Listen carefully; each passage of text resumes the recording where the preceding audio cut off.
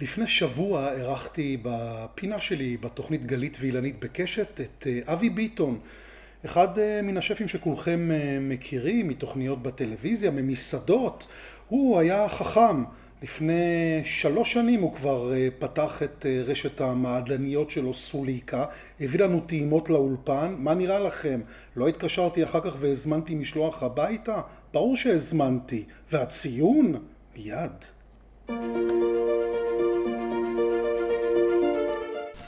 טוב, נסחפתי עוד פעם. לא נסחפתי באמת, כאילו לקחתי ארוחה למשפחה של 4 נפשות לפחות. כל מיני דברים. התאפקתי דרך אגב, לא להביא כל מיני גפילטה וזה, כי הוא עושה גם גפילטה, אבל לקחתי עגל ביין, שזה בכלל צרפתי. לקחתי אורז או שפלאו, שזה בוכרי.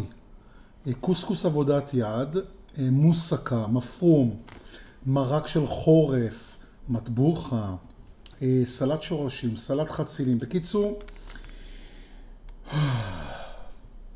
ארוחה למשפחה. אנחנו נבדוק לעומק, למרות שאנחנו מחבבים אותו, את אבי ביטון, ולמרות שבאמת היה לו מזל והוא הצליח ככה להתחמק מאימי הקורונה ובעצם לספק אוכל ממעדניה, סוליקה, שם של סבתא שלו הבנתי או משהו כזה. אנחנו נבדוק ואנחנו נהיה ביקורתיים.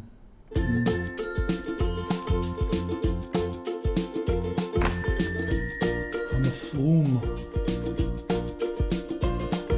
כן, כן, כן, כן, אתם מכירים כבר, מכירים את התיאבון, מכירים את הרצון שלי לאכול הכל. אנחנו נתחיל לקחתי 2 מנות ראשונות, סלטים קטנים ועדינים, סלט חצילים. תסלחו לי, אני לא מתחיל להוריד כל דבר פה לצלחת וזה, אנחנו עכשיו בטעימות. גם הייתי צריך לחמם פה 3/4 מהדברים עכשיו. יש פה התחכמות. נשבע לכם. יש פה איזה טחינה עם קרם של שומן, משהו מטוגן, לא יודע, מוזר. שזה עבירה על החוק בכל עדה שהיא. ואם אני טועה, אני טועה. בדרך כלל אני לא. מכיר כבר את כל השטיקים. אכלנו כל דבר אפשרי כמעט, נכון? טעמנו כל מעדניה אפשרית. עכשיו תקשיבו. מה זה? סלט שורשים, סלק, גזר.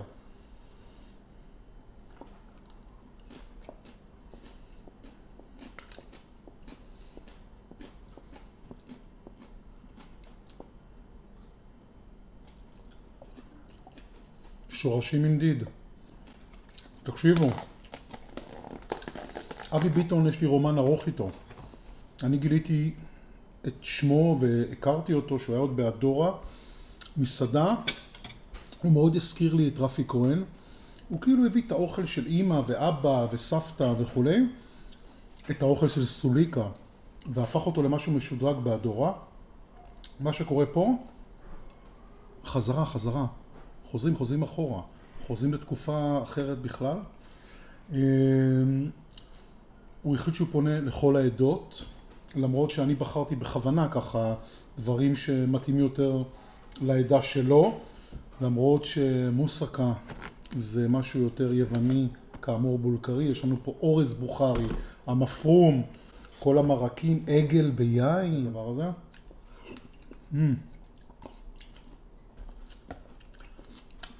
מרק עגבניות כזה רוטב, למה זה אמור להגיד? מה? למי אני צריך לשים את זה?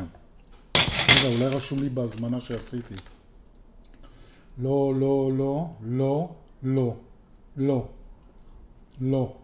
אין לי מושג.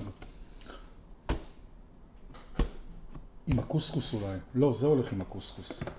ברור שזה הולך עם הקוסקוס. בשידור הוא הרג אותי, הביא לי קציצה חריפה. קציצת דגים חריפה שיצא לי ישן. פה החליט להיות נחמד, אבל הכל בסדר. תקשיבו. טעמו את 2 הראשונות. אנחנו נתקדם קצת. קוסקוס עבודת יד. מינוח קצת בעייתי, לא? כשאומרים קוסקוס עבודת יד. עכשיו, מי שבא מבית כמוני, שלא אכל קוסקוס עד שהוא היה בן 20 ומשהו, קשה לי לדעת, למרות שכבר טעמנו. עכשיו, שוב פעם, הגושים פה וחוסר האחידות הנראית, הטעם נהדר. מרמזים על משהו עבודת יד. מה אני אשים עליו? מה? תבשיל עגל ביין אני אשים עליו? האמת שכן. למה לא? וואו. רואים גם שזה בשר שהתבשל שעות על גבי שעות. נוריד גם איזה פטריה אחת. וחצי קוסקוס עם אני חושב המרק הרגיל. לא יודע מה הוא קורא לו, מרק חורפי, whatever. יש פה דלת, פסלים. כן, זה המרק קישואים.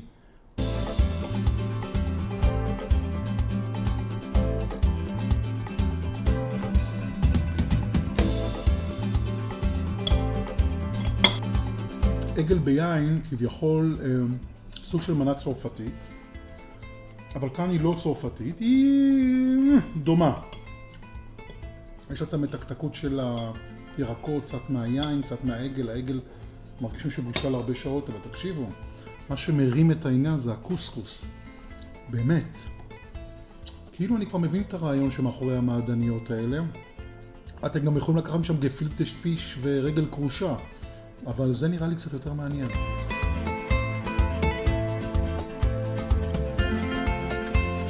השלב הבא, לבדוק את המוסקה. שוב פעם, נראה את הסיסית, ואנחנו נבדוק מה קורה פה.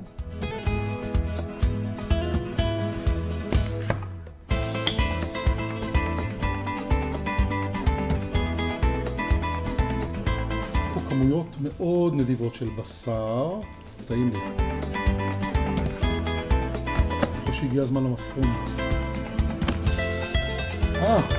יש לי גם את האורז הבוכרי, שדע לך מה אני עושה איתו.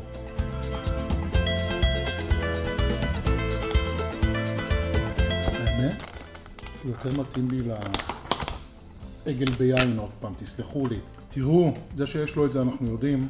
יש לו גם את המסעדות המפונפנות שלו, פופולר, אדורה לשעבר, פופולר היום. מסעדה מפונפנת עם בר, שאתה יושב שם למטה, שותה ואוכל כל מיני שרצים. כן, יש שם שרצים לפי דעתי, מה זה משנה? פה חזרנו לבית סבתא.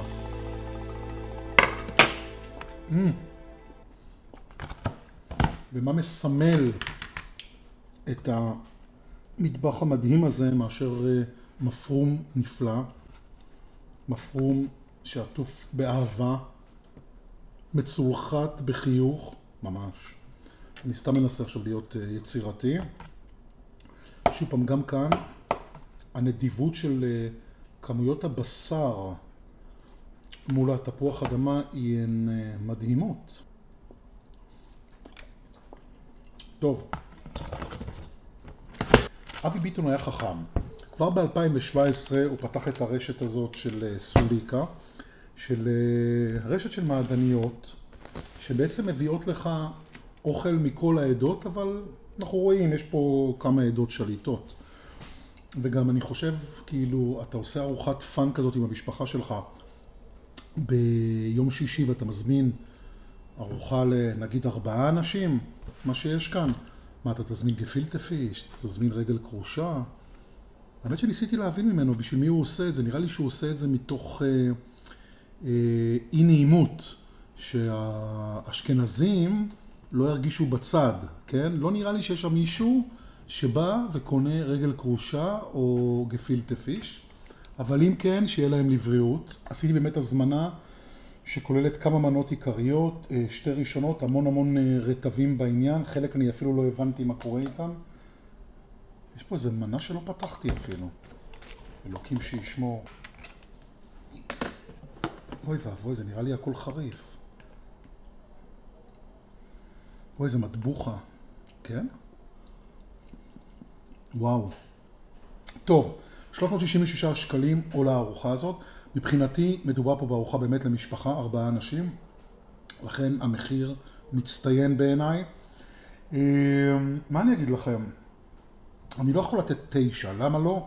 9 זה כאילו אם אני אגיד שהיה פה איזה שף שעשה משהו יוצא דופן, המציא איזה משהו, עשה. לא, אוכל מאוד בייסיק, אבל שהאוכל בייסיק הוא טוב, אנחנו רוצים לפרגן. הציון הראוי הוא 7.5, אבל המחיר מעלה אותם בעוד חצי נקודה. 8 במדד שלנו, בלי ספק בכלל.